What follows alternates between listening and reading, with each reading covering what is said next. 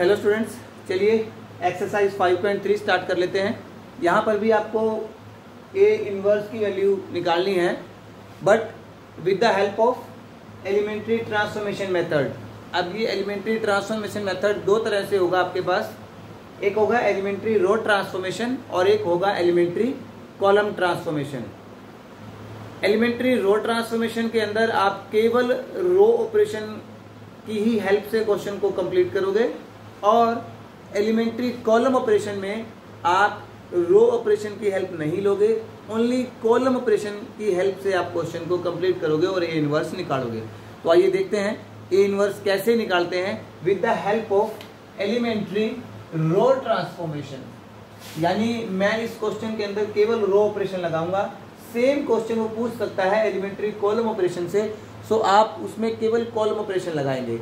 Working rule क्या रहेगा इस क्वेश्चन का, वो भी हम साथ साथ क्वेश्चन के समझेंगे। चलिए एक्सरसाइज 5.3 का फर्स्ट क्वेश्चन हम स्टार्ट कर लेते हैं। स्टेटमेंट है आपके पास 2x2 ऑर्डर की एक मैट्रिक्स है, उसका आपने इनवर्स निकालना है। यहाँ पर जब भी आपसे इनवर्स पूछेगा तो matrix always of square order, या तो वो 2x2 ऑर्डर की होगी, या वो 3x3 ऑर्डर की होगी, या 4x4। वो कभी भी 2x3 3x2 इस ऑर्डर में नहीं जाएगी। स्केलर मैट्रिक्स नहीं होगी, स्क्वायर मैट्रिक्स आपके पास आएगी जिसका आपको इनवर्स निकालना होगा। सो मैट्रिक्स मैंने लिखी। ये एक वर्किंग प्रोसेस, जो पहला स्टेप है वो ये है कि A is equal to identity A आप लिख लेंगे। इस तरफ A मैट्रिक्स जो भी आपको गिवन होगी वो लिखेंगे। राइट हैंड साइड में आइडेंटिटी मैट्रिक्स उसी ऑर्डर में, जिस ऑर्डर में आपको मैट्रिक्स गिवन होगी उसी ऑर्डर में आप आइडेंटिटी मैट्रिक्स लिख लोगे और साथ में A लिख दोगे। यहाँ पर A मैट्रिक्स नहीं लिखोगे, केवल A लिखोगे। अब क्वेश्चन स्टार्ट कैसे होगा, साथ साथ वर्किंग प्रोसीजर वर्किंग रूल भी हम समझेंगे। सबसे पहला काम होगा, हमें पहला एलिमेंट 1 बनाना है। With the help of operation 1 बनाइए, या आप किसी भी दो रो को, क्योंकि रो ऑपरेशन से हम कर रहे हैं, रो ट्रांसफॉर्मेशन है, तो किसी भी दो रो को आपस में इंटरचेंज करने से भी आप इसको 1 बना सकते हो। जैसा कि इस क्वेश्चन में हमें दिख रहा है कि नीचे 1 है, तो मैंने पहला ही ऑपरेशन जो लगाया वो लगाया R1 interchange to R2। R1 और R2 को आपस में इंटरचेंज कर लीजिए आप। क्या होगा, ये जो सेकंड रो है उसे मैंने फर्स्ट रो में लिख दिया, और जो फर्स्ट रो थी उसे मैंने सेकंड रो में लिख दिया।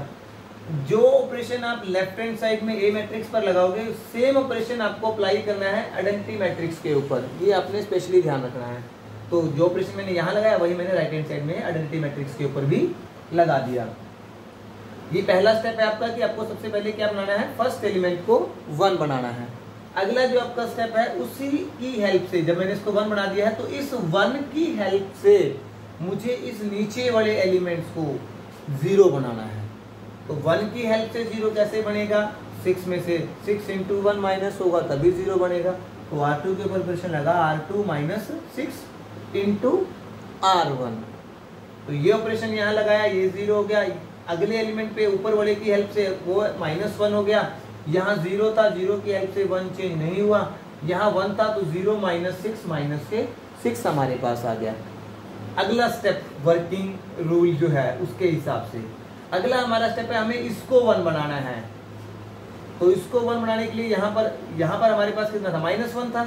अब इसे 1 बनाने के लिए क्या करना पड़ेगा, केवल इसका साइन चेंज करना है। तो मैंने R2 के ऊपर ऑपरेशन लगाया, R2 चेंज टू माइनस के R2। उससे क्या हुआ, इसके सभी जितने भी एलिमेंट्स थे, वो चाहे लेफ्ट हैंड साइड की मैट्रिक्स में, राइट हैंड साइड की मैट्रिक्स में, सबके साइन चेंज हो गए। 0 तो 0 ही रहेगा, -1 + 1 बन गया। 1 था -1 हो गया, और -6 था तो वो प्लस के 6 हमारे पास हो गया। अब वर्किंग रूल के हिसाब से अगला स्टेप क्या है, इसकी हेल्प से ऊपर वाला 0 आइडेंटिटी मैट्रिक्स पे हमें पहुंचना होता है।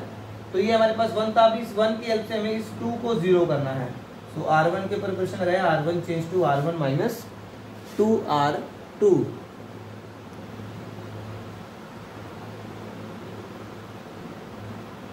सॉरी, ये हमने बना लिया है 1। अब इस 1 की हेल्प से हमें क्या करना है, इस 2 को 0 बनाना है।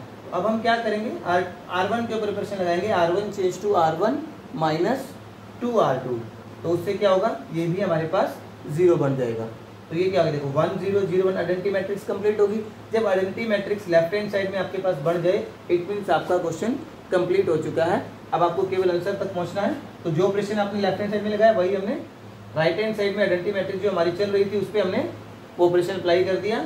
तो अब देखिए ये आगे आपके पास 2 -1 -11 एंड 6 साथ में ए मैट्रिक्स है।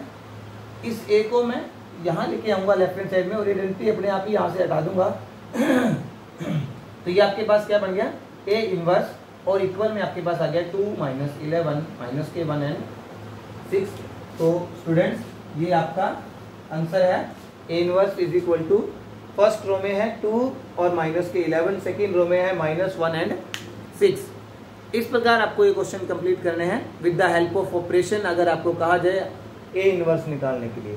हालांकि एग्ज़ाम के पॉइंट ऑफ व्यू से ज़्यादा इंपॉर्टेंट नहीं है क्वेश्चन, लेकिन फिर भी आप इसको करेंगे। और स्पेशली ये तो मैंने 2x2 ऑर्डर की मैट्रिक्स में कराया है। एक और क्वेश्चन हम करेंगे 3x3 ऑर्डर की मैट्रिक्स का, जो कि ज़्यादा इंपॉर्टेंट बनता है, बड़ा जो क्वेश्चन हमारे पास 6 मार्क्स में था उसके हिसाब से।